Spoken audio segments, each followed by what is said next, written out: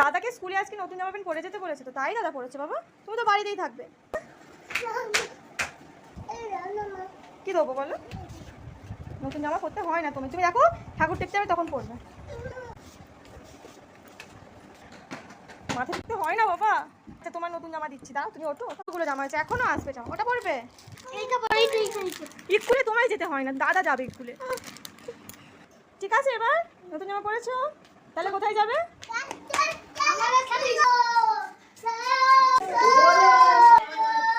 আবার কি হলো? আর ব্যাগ নিতে হবে না, দিচ্ছি উঠে পড়ো ব্যাগ দিচ্ছি। এবার শান্তি হয়েছে? বইয়ের ব্যাগ, নতুন জামা, কার সঙ্গে যাবি? দাদাকে ঠেলে দিচ্ছি, দাদা হাত ধর।